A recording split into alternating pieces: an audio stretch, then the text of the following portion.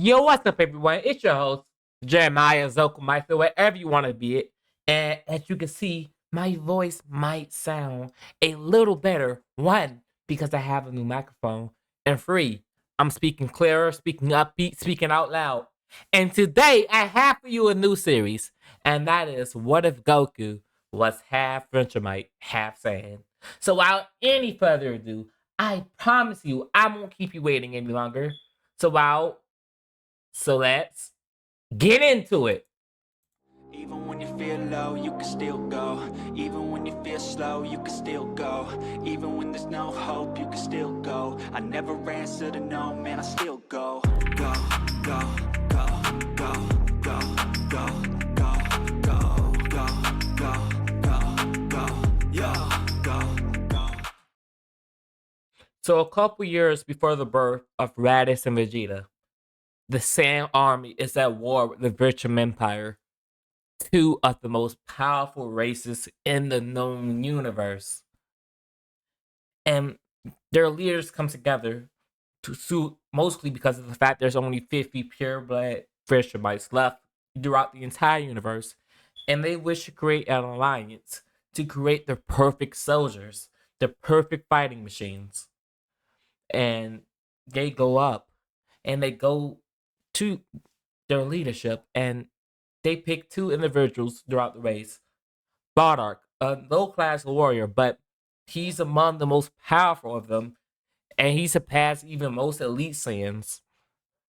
And King Vegeta himself being the only super elite Saiyan. And two Viltrumite women come out and in order to solidify this alliance, they get married to each other and they both have children.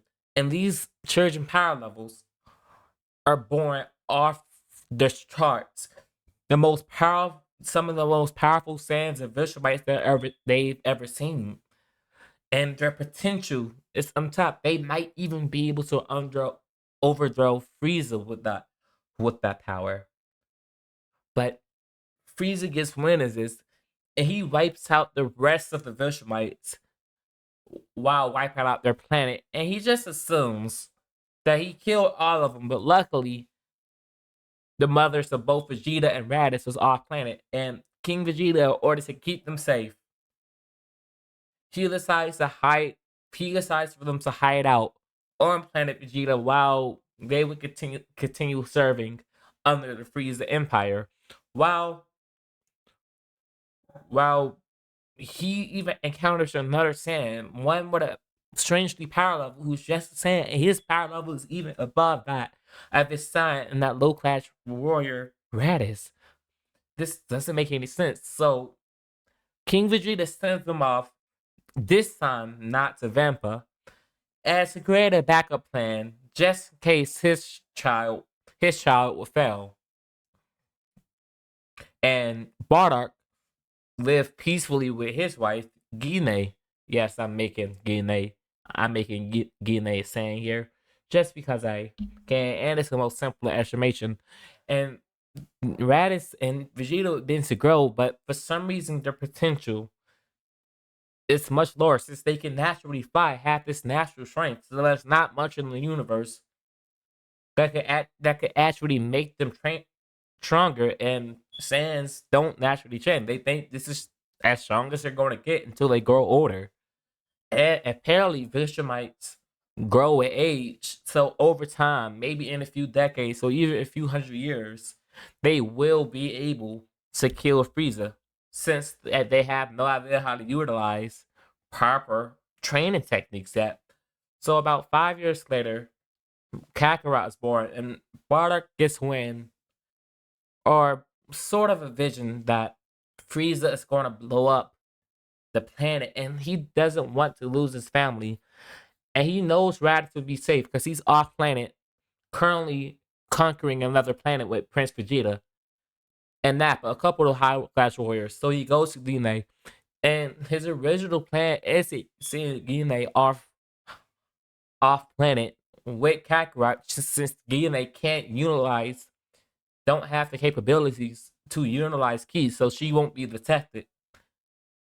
But Gine would choose to fight with her virtual blood running, even though she's timid.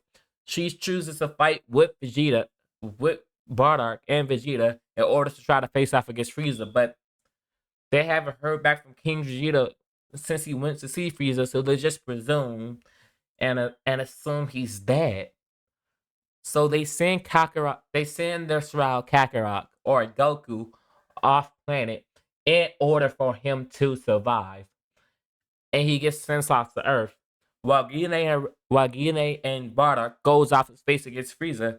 Now, how powerful is the average Viltrumite?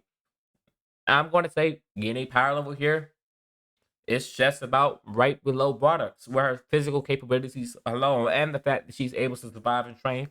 I'm going to say her power level is about 10,000 and she's dead even, or just below Bardock while he's at 11,000. And they begin to fight through Frieza army. And two of their encounters are and Doria, and they manage to overthrow them. And Frieza comes out using his supernova to obliterate the planet. But just as they're dying, they see a vision of their sons facing off against Frieza. And they truly do hope this is for the best. Cutting for a few months as we see Goku crash landing on planet Earth, and he's discovered by a young kid. Now, what would Goku birth power level be? I'm going to say, since he's a hybrid here and he's essentially the perfect fighter, the perfect capability and perfect fighter, I'm going to say he's born with a power level of 500, being lower than that of both Raditz and Vegeta, while they were born with power levels of around 5,000. That's how powerful their key readings are off the chart. While Goku being slightly weaker, but he have far more untapped potential than even the both of them, and their biology makes them perfect. They not only they can breathe in space, they don't need any sort of water nor food for long periods of time, and it pretty much perfected both of their genetics, creating the perfect warrior. As Goku would grow up, he notices he had the ability to just like move through the air like it's nothing. He's so abnormally powerful that even the likes of Grandpa Gohan can't properly keep up. But he can teach Goku something. He can teach Goku control, how to properly control his powers, how to properly throw a punch, how to properly utilize his chi, and he trains up Goku really well to the point where Goku is able to reach a perfected power level of at least 2,000. Now, sadly, Grandpa Gohan will still die to Goku, but when Goku first transformed, he did nearly almost destroy the entire mountainside. But he was able to gain control of himself thanks to his Viltrumite half. And he was able to control the Ozaru, but sadly, Grandpa Gohan still dies, and he knows now never to look at the full moon. And he doubts anyone will ever have a problem challenging him, since he's the strongest man on the planet. As we skip to when he's about 12 years old, and he meets Bulma for the first time, and she asks for the Dragon Ball. As he asks what they can do, and she says they can bring people back to life. You can make any wish you want. As Goku intentions is to bring his grandfather back to life. Maybe even his parents, if he ever could remember who they are, or he could just ask a dragon to ask him.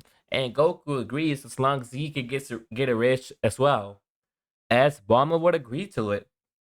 And with this, they would easily fly through everything, and because not much can actually stop them, and they're able to collect all of the Dragon Balls essentially in a single day. That's because of how fast Goku can fly. He could wrap around the world in about 100 times in the matter of seconds. That's how fast Goku is. As they end up summoning the dragon, and Goku wishes for his grandpa to come back to life, but Shenron says, "I'm sorry, but that's beyond his power because Grandpa Gohan doesn't wish to come back to life." As he uses telepathy or telekinesis, and he speaks directly to Goku, telling him that he had a good life and that he's proud of him, and he forgives him for killing him. As Goku begins to cry, as Bulma wants to wish for something, but she doesn't know what. As she doesn't really want to use a selfish wish, as but she still ends up wishing for a boyfriend. As Shenron also says, that individual does not wish to come here. That is far, far beyond my power. As Bulma is mad confused, like, who could the dragon possibly be talking about? As they end up using the Dragon Balls to repair the damage done to Mount Pazu by Goku when he transformed into the Yazaru. As Shenron will grant the wish and the Dragon Balls will scatter. As Bulma asks, "Yo, Goku, before they scatter, how about you go up and catch them to make it easier for us so we don't have to travel next time?" As Goku would agree, and he simply flies up and catches all the Dragon Balls before they can scatter, and Bulma takes them with her back to Capsule Court. As Bulma would ask Goku if he would like to come live with her. As Goku says yes, but first he's going to go to his grandpa master and ask for more training in order to develop his skills more. As Bulma would say okay, but she says she doesn't want Goku living all in this mountain by himself just since he is just a little kid. As Goku would agree, and he flies off to Capsule Court with Bulma, and Bulma sets him up pretty nicely with a room. As Goku goes off and he finds Master Roshi and he asks to train with him. As Roshi would agree, since Goku is a grandchild of Gohan. As Goku will pick up techniques like the Kamehameha and the weird telekinesis things that Roshi said, and he's able to help Goku develop his control of his strength right more. Soon after, not too long after that, Krillin would show up, and in this event, with having someone as powerful as Goku, it would encourage Krillin to try harder, and he would train his best. And he's able to pick up on the training a lot faster than he did in Challenge, because in this show, he looks up to Goku. He almost idolizes him, like, whoa, he's so powerful. Maybe someday I could reach that still. I could reach that level of power. And this actually forces Roshi to grow stronger himself, since he needs to keep up with Goku. So he initiates the same training he did in Super to make himself basically Super Saiyan level or Super Saiyan God level.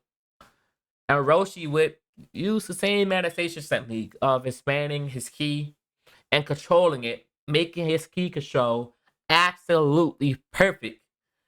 And he's able to grow immensely, and he teaches the same concepts to Goku and Krillin, while also teaching them his own personal technique to move without thinking, something he picked up from training with Korin in the Guardian of Earth. He basically calls it a flow state, and it helps the fighters control their body and somewhat predict their opponent, problems and their techniques. As they would sit there and they would think, but Goku, this concept is hard to match for him, since he's so powerful and he hears nearly everything. His eyesight is so well, his smell is so good, so he could already see somebody moving and sense them moving before they even predict. So he finds this ineffective, and Krillin can't stick to it, can't capture it either. But Roshi continues to work on it, and he thinks someday they might be able to pull it off. But we actually do get to the first world tournament. Well, once again, Goku would essentially easily fly through it. And with his fight with Jackie Chun, he's immensely powerful, Goku would say, but sadly, Goku would lose. Even though he is powerful, he's the most powerful being on the planet at this point, reaching a power level of 3,000. He's only just about 13 years old, and he still has to develop his skills. Even though he's powerful, he still lacks in the skill department, and he's inexperienced since he's never had to face off a real problem before. As he begins a 3-year training period, as he leaves Capsule Corp with Bulma for a bit, and Bulma asks him, "Yo, are you sure you're going to be okay?" Since she grown on quite a friendship with Goku, thinking of him as a little brother, as Goku says he'd be fine. If it makes you feel any better, I could just come back here every night. As Bulma would agree, and Goku would fly around the city and fly around the world, essentially becoming like a superhero. People even began calling him. Invi- yeah, I'm sorry. I had to make that joke. I'm sorry. I know that was corny, but I'm just saying. At this point, Goku is invent. I'm sorry. I messed it up. I'm just saying. At this point, Goku is invincible.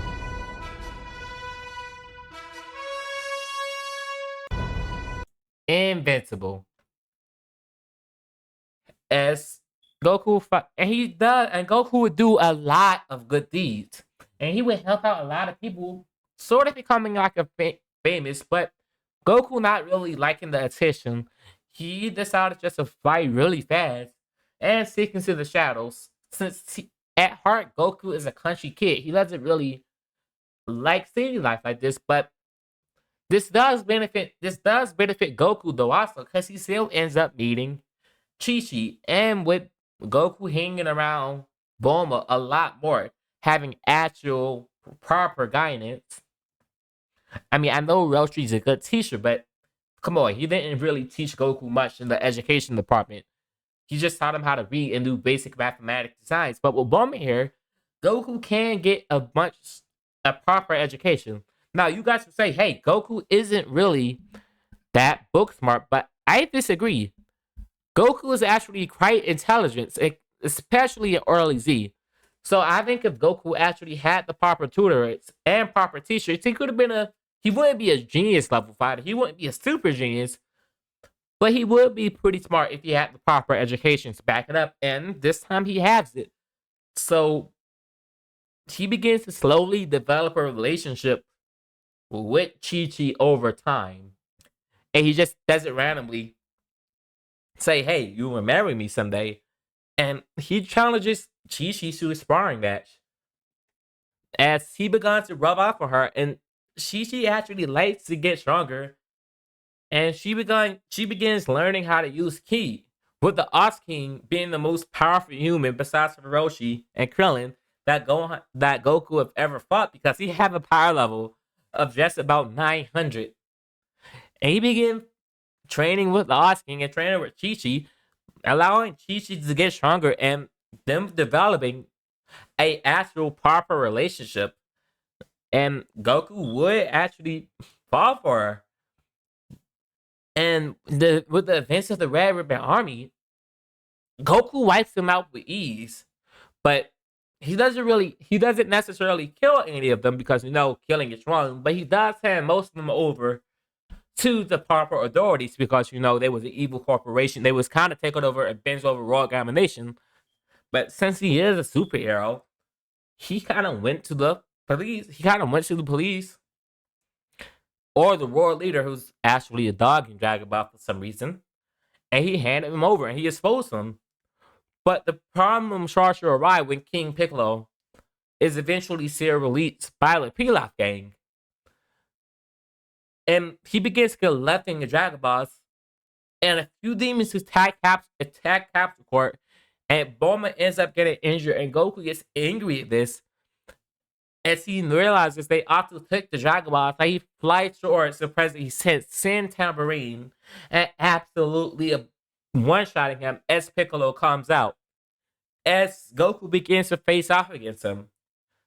And this is where that inexperience come from.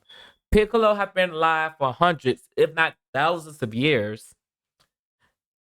And even though Goku's surely more powerful than him, Goku is not thinking clearly right now, and he kind of let his training fly out the window, allowing King Piccolo to escape, and he ends up using the Dragon Balls to wish for youth, and he ends up killing Shenron because of Goku ignorance. As the training that Master Roshi came from Master Roshi came back to him, and Goku begins to calm down and focus, and he begins to actually severely overwhelm King Piccolo. As Goku will punch through the atomic, sending him up in the air, but just before he blasts off a Kamehameha, King Piccolo spits out an egg that Goku doesn't notice, and Goku shoots off a massive Kamehameha wave that ends up absolutely killing King Piccolo. As we get to the next tournament, and yes, the events of King Piccolo did happen a bit earlier because Pilaf wanted revenge on Goku. And he still ends up beating Tien Shenhe, and he will make it all the way to the finals. And he would end up overwhelming Tien. And Tien would actually join the Turtle School, becoming a lot stronger, with the humans in this one reaching power levels of at least 600 and 700, not being able to catch up to Goku, with Krillin and Chi-Chi actually being the closest to him with power levels of 1,000. As years would go by, and Goku would somewhat make a name for himself, him and Chi-Chi, by using the Royal Tournament, since Goku loved fighting. And his friends used to hang around with him every year, and he would eventually leave Capsule Court and get a nice spot outside build a nice house at Chi-Chi near Mount Paozu. When they actually move in together, when Goku's approached by this weird cat creature, as he says his name is Krang, and the Guardian of Earth would like to train with him, as Goku would agree, thinking it might be effective for him. As he ends up drinking the Ultra Divine Water, getting a massive power boost, reaching a power level of 3,500. As he would first train with Popo, and he fights a carbon copy of himself, powered by Goku himself. And this is actually the first challenge that Goku would actually face. Someone who's just like him, someone who's nearly equal to him. And Goku, once again, would have to rely on the training that not only Hiroshi, but Master Popo is also imbuing into him. Control, focus, and allow your body to move on its own. Use your natural fighting capabilities and use your natural strength to overwhelm your opponent. Don't get too angry and keep your emotions in check. But Goku, he's a Saiyan. He's a Viltrum. He's not a human. And he needs his emotions in order to fight properly because it's in his blood. So Popo and Kami will kind of refocus their training, making it a way so Goku isn't cocky, but he's able to use his emotions to their fullest. He's able to actually master the state that Master Roshi have.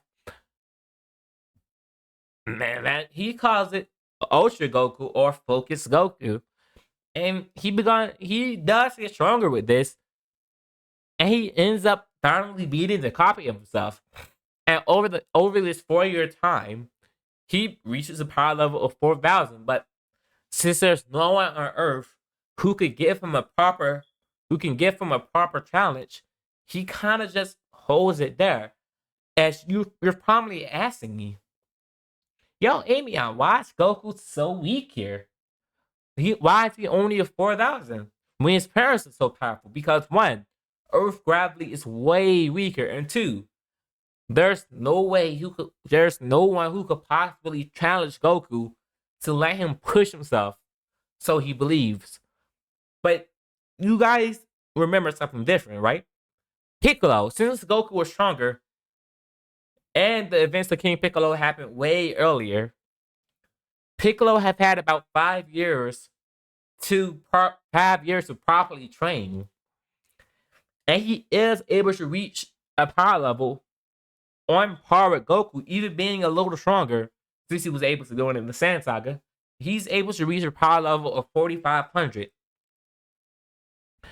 And Goku having his final power level be 4,500 also. And they begin to sell it, and they meet at the next tournament while they're flying through the arenas, while the humans reach the power level at this point at 1,500 each, while Chi-Chi and Krillin is at 2,000. As the final fight would begin, Goku would rush to Piccolo, and he would notice, wait a second, he's even to me? As Piccolo begins to fly, and they both lift up in the air, as the audience is cheering for Goku. Not only is he a hero, he's also been the champion for years. And for the first time ever, essentially, someone is equal to him.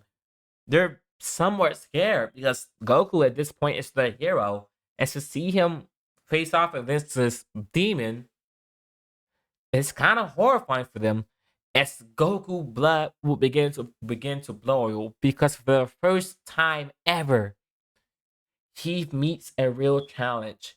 He meets someone who could actually face him. But Goku, remembering his training, he begins to calm down, and their battle would begin as they would begin flying towards each other, and shockwaves would begin flying across the arena with wind and blowing people back a little bit.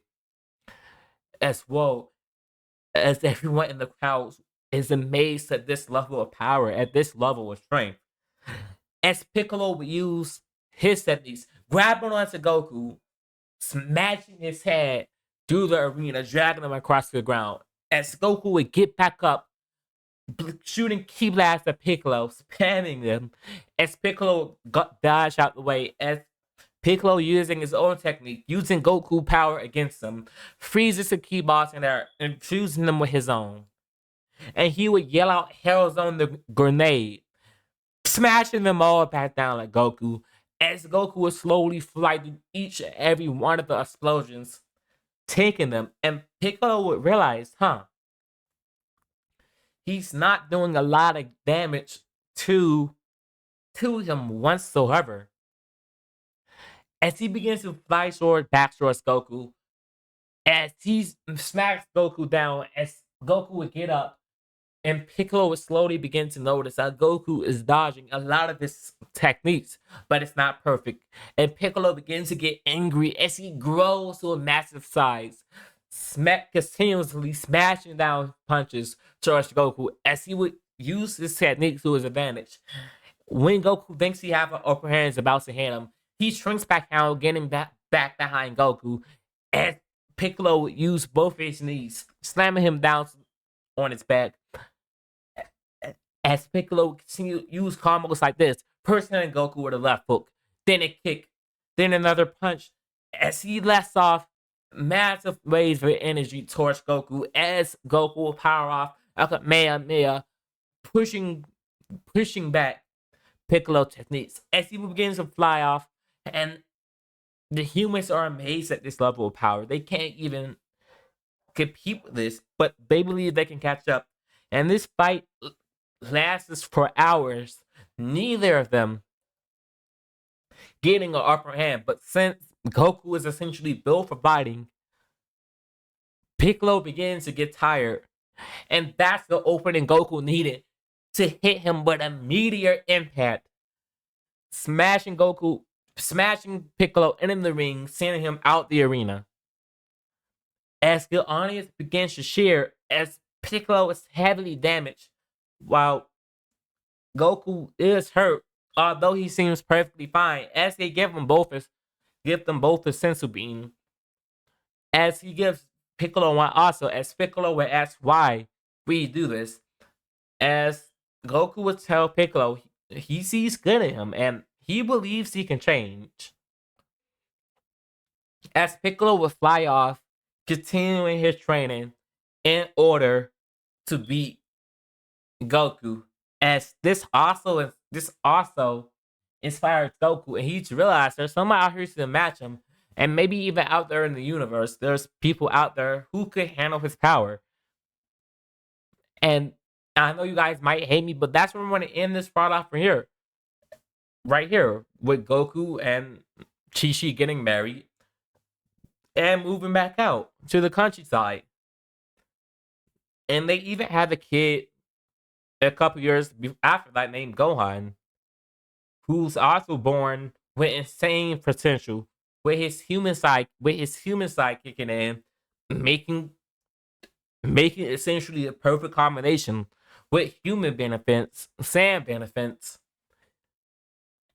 and Viltrumite benefits all in one, creating a better combination than Goku and the others. But that's why I'm going to end this part off right here. I really do hope all of you enjoy, and I really do hope you guys would want to see more.